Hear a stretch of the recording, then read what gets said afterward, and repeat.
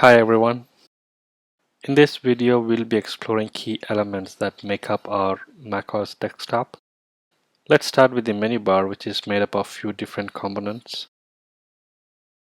Left hand side, where we have the Apple menu, which has the Apple logo, and the app menu next to it with the app name in bold. And to the right end of the menu bar we have the status menu along with Spotlight Search, CD, and the notification center. The menu bar is a system-wide component. We can hide it, but we cannot remove and will always stay at the top of the screen. The app menu within the menu bar is contextual. Depending on the active app, we may get additional menu options.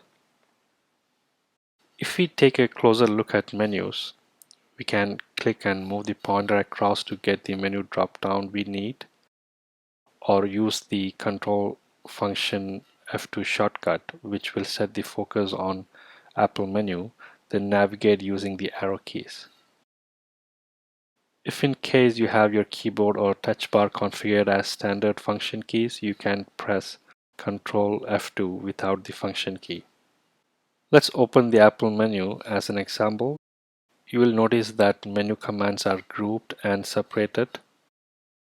You will find this pattern across all menu options, indicating that they are relative actions. To the right end of the menu bar, we have the status menu, mostly represented by icons.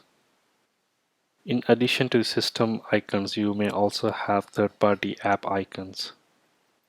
The icons can be rearranged by dragging them, and in order to drag status menu icons, you need to hold down the command key. Icons can also be removed by dragging it away from the menu bar. As you drag the icon away from the menu bar, pointer will change, indicating the remove action. We cannot remove the Spotlight Search icon, and the notification center icon has an exception to both rearrange or remove behavior and will stay fixed at the right end of the menu bar. Click the notification center icon to bring it up, and if we hold down Option key while clicking, will enable Do Not Disturb. The notification center icon will get dimmed, indicating that we are in Do Not Disturb mode. Dock is another element that make up our desktop. Similar to the menu bar, it cannot be removed but can be hidden. And we also have the option to place it on either side of the screen. By default, dock appears at the bottom of the screen, giving us an easy access to frequently used apps and features. Dock can also show 3 recently used apps that are not already on the dock. We also get quick access to Downloads folder and also the trash. When we log into Mac for the first time, Dock is loaded with the default apps and the trash section. The recent apps section will show up once we run any app.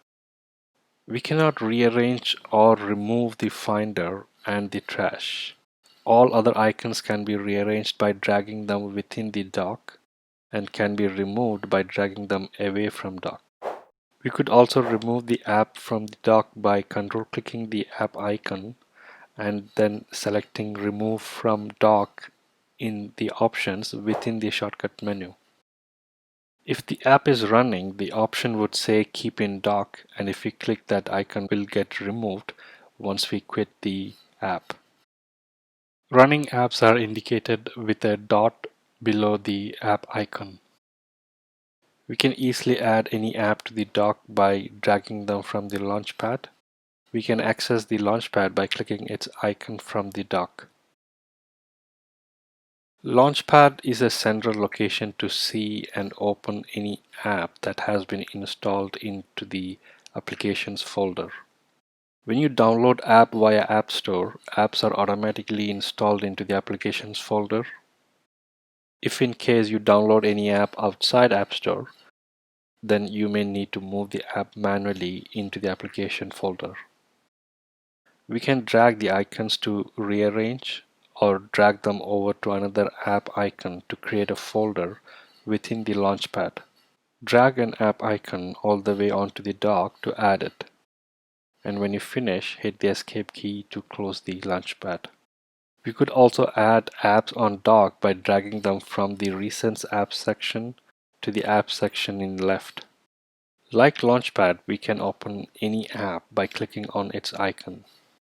And if we already have the app running, clicking on the icon will take us to the recent active window of that particular app. As mentioned before, we'll get an indicator for the running app, but you will not find this indicator for Launchpad or CD as they are macOS features. When you have lots of apps installed, it would be hard to scroll through Launchpad. We can just start typing to initiate a search and find the app we need. I prefer to keep the app icons that are core part of my workflow, which kind of reminds me of everyday routine from start to end.